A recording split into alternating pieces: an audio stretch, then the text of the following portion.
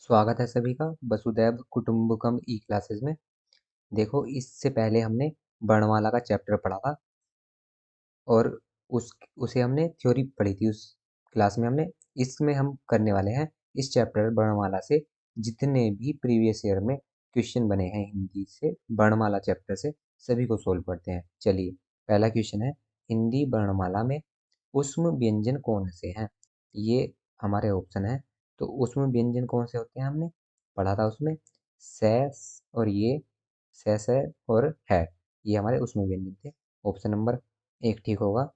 Next question है, हिंदी के जिन वर्णों का उच्चारण करते समय केवल श्वास का प्रयोग किया जाए उन वर्णों को क्या कहते हैं? जिसमें सिर्फ श्वास का उपयोग होता है उन वर्णों को हम क्या कहते हैं? तो उन वर्णों को अघोष कहते हैं या सघोष कहते हैं, अल्प प्राण या महाप्राण? अल्प प्राण तो वो थे जिसमें कम टाइम लगता था, कम हमारी पावर लगती थी। तो जिनका उच्चारण केवल श्वास से होता था उन्हें बोलते थे अघोष। ऑप्शन नंबर ए ठीक होगा। नेक्स्ट क्वेश्चन है, य र ल व व्यंजनों को क्या कहते हैं? य र ल व व्यंजनों को क्या कहते थे हम? इन्हें बोलते हैं अंतस्थ व्यंजन। ऑप्शन नंबर बी ठीक होगा। फिर है, निम्नलिखित में से ओष्ठ ध्वनि नहीं है जो हमारी होठ की सहायता से बोले जाते हैं, इनमें से कौन सी नहीं है, ये बताना है। तो या तो आप बोल के भी ट्राई कर सकते हैं, च, वह, पै, मैं। तो देखो, ये भय भी बोला जाता है होठ की सहायता से, पै भी और मैं भी। च में ही होठ की जरूरत नहीं पड़ रही है, तो ऑप्शन नंबर ए ठीक हो जाएगा। नेक्स्ट क्वेश्चन है, हिंदी की तालव्य ध्वनियां हैं जो तालु से बोली जाती हैं, तो वे कौन सी ध्वनियां हैं? ऑप्शन है च, छ, ज, झ और, तो तालव्य वाली कौन सी थी हमने देखा था ना, क्या क्या वर्ग थे वे, कै वर्ग, च वर्ग, ट वर्ग, त वर्ग। तो जो च वर्ग था वही तालव्य था ना, तो ऑप्शन नंबर ए ठीक हो जाएगा। फिर है, कौन सी ध्वनि अल्प प्राण है? अल्प प्राण कौन सी थी हमारी? अल्प प्राण जो थे हमारे, ये थे जो कौन से स्थान पर थे, जो सम स्थान पर थे या विषम स्थान पर थे? देखो, हमने पढ़ा था अल्प प्राण जो है जिनकी पोजीशन ओड थी, जो विषम स्थान पर थे, जैसे 1 3 5 हमने वर्ग देखे थे। वर्ग में 1 2 3 4 और 5 वर्ण होते थे ना, तो जो पहले स्थान पे और तीसरे स्थान पे और पांचवें स्थान पर है उन्हें क्या बोलते हैं? अल्प प्राण बोलते हैं। और जो बचे हुए हैं सम स्थान पर 2 और 4, ये थे हमारे महाप्राण। और सघोष और अघोष की बात करूं तो पहले 2 सघोष थे और लास्ट के 3 अघोष थे। हमसे पूछा है अल्प प्राण कौन कौन से होंगे, पहला, तीसरा और पांचवा। तो इनमें पहले, तीसरे, पांचवें स्थान पर क्या आता है? देखो, पहले स्थान पर इनमें से कौन सा आता है? ख नहीं आता, थ नहीं आता, ध नहीं आता, त आता है पहले स्थान पर। तो पहले स्थान के ही क्या होते हैं? अल्प प्राण होते हैं, पहले, तीसरे और पांचवें स्थान के। तो ऑप्शन नंबर डी ठीक हो जाएगा। फिर नेक्स्ट क्वेश्चन है, हिंदी की स्पर्श, घोष, महाप्राण, दंत्य, व्यंजन ध्वनियां हैं, कौन सी ये ध्वनि है? देखो, अब हमें बताना है स्पर्श भी हो, वो सघोष भी हो और महाप्राण भी हो। अभी हमने सघोष और महाप्राण का देखा था, क्या था? अल्प प्राण तो 1 3 5 वाले थे, तो महाप्राण कौन से बचे? महाप्राण दूसरे और चौथे स्थान वाले, तो दूसरे मतलब सम पोजीशन वाले महाप्राण होते हैं। तो पहले यही देख लेते हैं। देखो, भय, पैफ है, बै, भय, ये चौथे स्थान पर, तो ये हो सकता है। फिर है, पर ये चौथे स्थान पर है, बताना क्या है? घोष भी हो, घोष मतलब सघोष भी हो। तो सघोष कौन से होते थे? लास्ट के, शुरू के 2 होते हैं ना, तो ये तो होगा नहीं। फिर क्या है? तय और थ, ये दूसरे स्थान का है, तो महाप्राण भी हो गया और ये घोष भी हो गया, तो ऑप्शन नंबर सी ठीक हो जाएगा। और इसमें ये भी बोला था दंत्य, तो दंत्य जो व्यंजन है वो थ है। फिर है, हिंदी की स्पर्श, स्पर्श वाला बताना है, घोष हो, महाप्राण हो और होस्ट, होठ से बोला जाता हो, तो ये कौन सा होगा हमारा? जो घोष भी हो, महाप्राण भी हो और होठ से बोला जाता हो, वो होता है हमारा भय। नेक्स्ट है, हिंदी की मूर्धन्य ध्वनियां हैं, मूर्धन्य ध्वनियां कौन सी होती हैं? देखो ये होती है ना टे, ठे, डे और ढह वाली, ये मूर्धन्य ध्वनियाँ होती हैं। ऑप्शन नंबर बी ठीक होगा। फिर है हिंदी की बै जो है ये कैसी ध्वनि है? तो बै जो था ये किस में था? ये ओष्ठ ध्वनिया में था ना। अगर आपने वो क्लास नहीं देखी होगी तो पहले वो क्लास देख लेना। फिर है निम्नलिखित में से दंत्य ध्वनि जो दांत की सहायता से बोला जाता है वो वाली कौन सी ध्वनि है, ये बताना है। तो कौन सा आता है? तय वर्ग वाला था ना, दांत वाला जो था तय वर्ग था, तो हमारा हो जाएगा तय। फिर है निम्नलिखित में से कौन सा स्वर समव्रत है? समव्रत कौन सा स्वर होता है? तो समव्रत वाला होगा आ, ओ, ए, ई। ई था ना समव्रत वाला, तो हमारा हो जाएगा ऑप्शन नंबर सी। नेक्स्ट है निम्नलिखित में से कंठ्य ध्वनि कौन सी है? जो कंठ से जिनका साउंड आता है तो वो कौन सा होता है? वो हमारा पहला ही वर्ग था ना, तो 27 का हो जाएगा ए। कै और ख जो है कंठ्य ध्वनियां हैं। फिर है ओ और आउ किस प्रकार के वर्ण हैं? तो ये किस प्रकार के वर्ण थे? ये थे हमारे कंठोष्ठ्य वर्ण। ऑप्शन नंबर डी ठीक होगा। फिर है निम्न में अर्धस्वर कहलाता है, अर्धस्वर कौन से कहलाते हैं ये बताना है। तो अर्धस्वर कौन सा था? य को अर्धस्वर कहा जाता है। फिर है महाप्राण ध्वनियां व्यंजन वर्ग में किससे संबंधित है?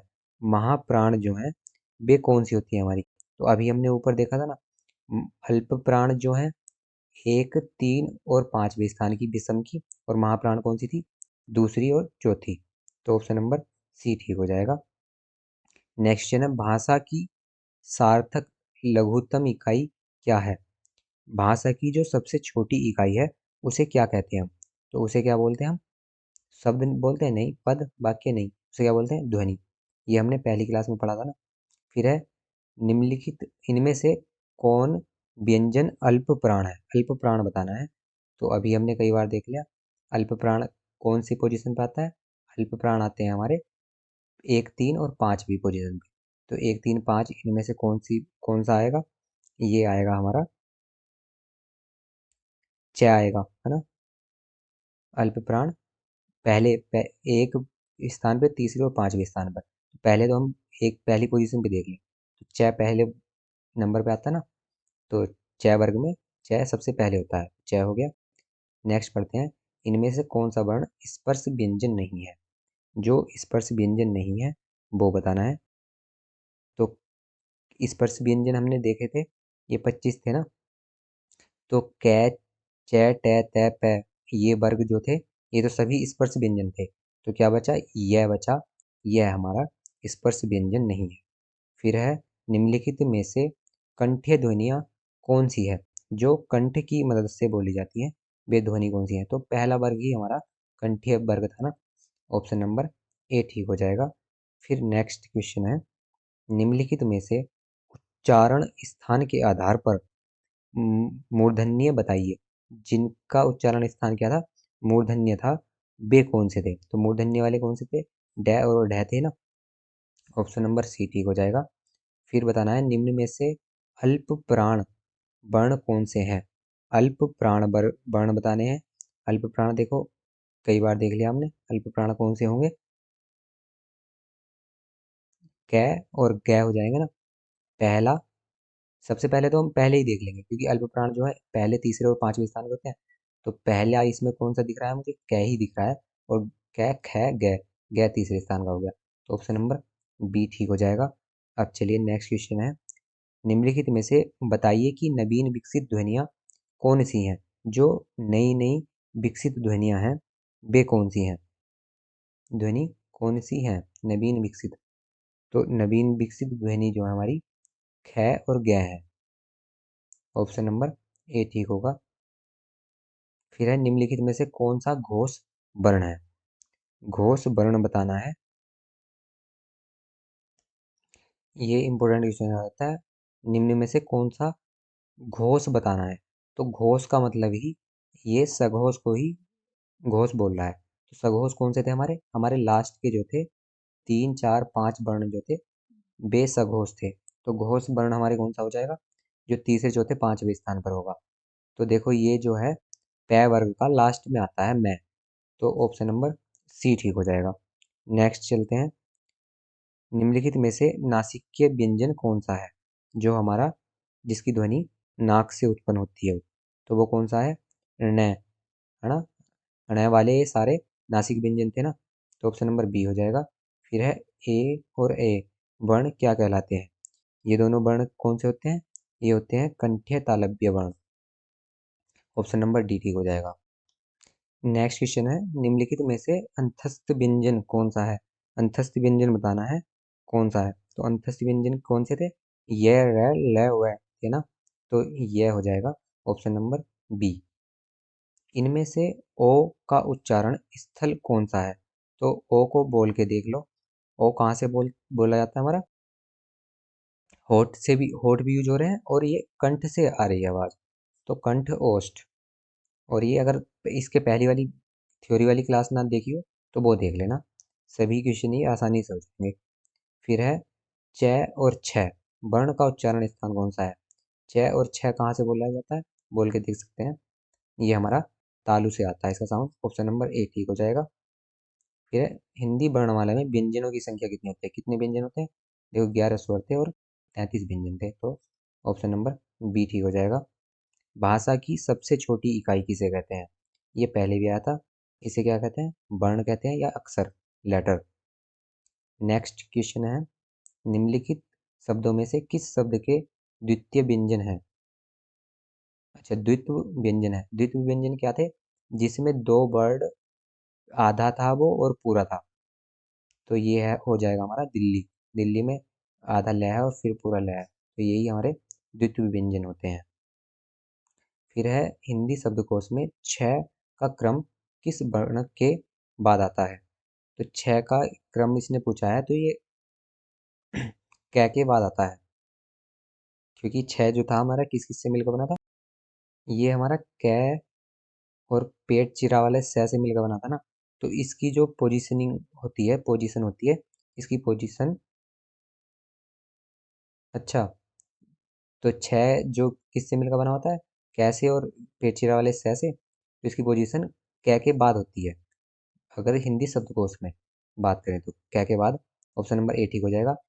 फिर है छह ध्वनि किस स्वर के अंतर्गत आती है, तो देखो कै और से मिलकर बना हुआ है, तो कैसा वर्ण हो गया ये हो गया हमारा संयुक्त वर्ण हो गया। नेक्स्ट है, निम्नलिखित में से अघोष वर्ण कौन सा है, अघोष वर्ण बताना है कौन सा है, तो ये काफी सारे क्वेश्चन कर ले, कौन सा होगा, स होगा। चलिए नेक्स्ट है, घ का उच्चारण स्थान कौन सा होता है, घ का उच्चारण स्थान कहाँ से होता है, घ बोल के देख सकते हैं, ये होता है हमारा कंठ से। फिर है निम्न में से संयुक्त व्यंजन कौन सा है, तो संयुक्त व्यंजन कौन सा होगा, डै डै डै ये तो है नहीं, ग हमारा संयुक्त व्यंजन होता है। चलिए नेक्स्ट देखते हैं, ज्ञ वर्ण किन वर्णों के संयोग से मिलकर बना होता है, ये ज्ञ जो है किन किन वर्णों से मिलकर बना होता है, ये जय और ये वाले डै से मिलकर बना होता है, तो ऑप्शन नंबर बी ठीक होगा। कौन वर्ण ओष्ठीय नहीं है, जिसका उच्चारण होठ से नहीं होता है, तो बोल के देख लो एक बार, मैं ऊ बै हा, तो हा का ही हमारा जो साउंड है होठ से नहीं आ रहा है, तो ऑप्शन नंबर डी हो जाएगा। अल्प प्राण ध्वनियों का समूह कौन सा है, वे ध्वनि जो अल्प प्राण है, तो कौन कौन सी हो जाएंगी वे अल्प प्राण वाली, अल्प प्राण कौन कौन से थे हमारे, पहला तीसरा और पांचवा था ना, तो पहला वर्ण ये है, पर ये दूसरा आ गया, पहला दूसरा आ गया, ये तो होगा नहीं, ये पहला है, तैत है, ये दूसरा हो गया, ये भी नहीं है, ये पहला है, जय छ जय ये है, और अण है, लास्ट है, पांच है, तो हमारा ऑप्शन नंबर बी हो जाएगा। फिर है वर्ण शब्द का अर्थ नहीं होता है, वर्ण शब्द का अर्थ क्या नहीं होता है, देखो एक शब्द के बहुत सारे अर्थ होते हैं ना, तो वर्ण का क्या क्या होता है, रंग भी होता है, जाति भी होता है, अक्षर तो होता ही है, आकाश नहीं होता है वर्ण का अर्थ। चलो ये जो हमने वर्णमाला के लगभग सारे क्वेश्चन कर लिए, जो भी प्रीवियस क्वेश्चन परीक्षाओं में पूछे गए हैं, अगर इस वीडियो से वैल्यू मिली हो तो एक थम्स अप दे देना, बाकी ऐसी ही वीडियो देखने के लिए हमारे साथ जुड़ने के लिए चैनल को सब्सक्राइब करें। धन्यवाद, जय हिंद, जय भारत।